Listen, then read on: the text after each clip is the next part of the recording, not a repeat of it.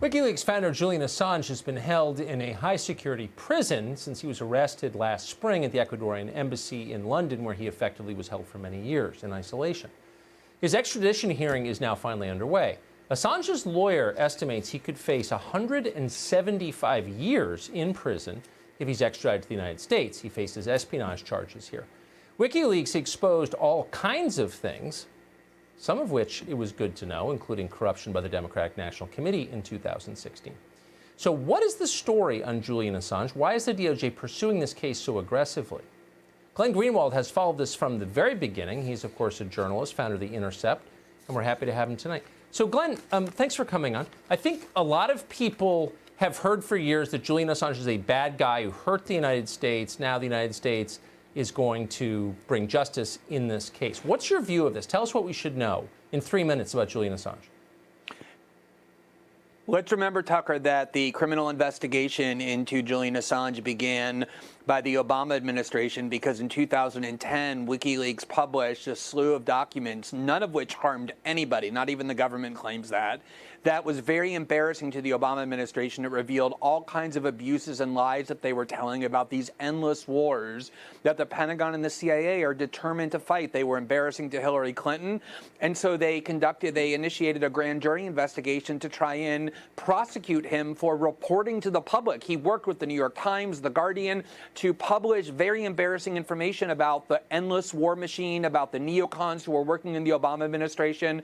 To understand what's happening here, we can look at a very similar case, which is one that President Trump recently raised, which is the prosecution by the Obama administration as well of Edward Snowden for the same reason, that he exposed the lies that James Clapper told. He exposed how there's this massive spying system that the NSA and the CIA control that they can use against American citizens. And obviously, this isn't coming from President Trump. He praised WikiLeaks in 2016 for informing the public. He knows firsthand how these spying systems that Edward Snowden exposed can be abused and were abused in 2016.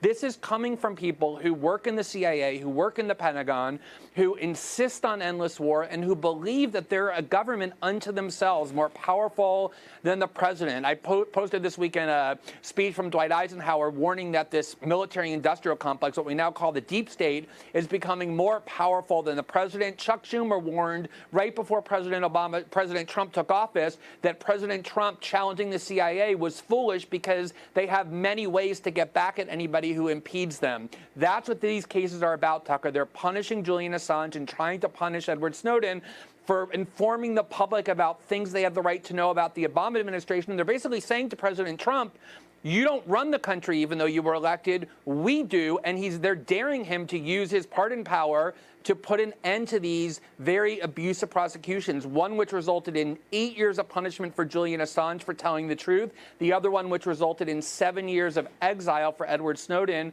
of being in Russia simply for informing the public and embarrassing political officials who are very powerful.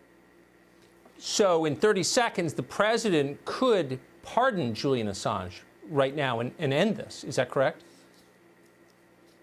He could pardon him and Edward Snowden, and there's widespread support across the political spectrum on both the right and the left for doing both. It would be politically advantageous for the president. The only people who would be angry would be Susan Rice, John Brennan, Jim Comey, and James Clapper, because they're the ones who both of them exposed.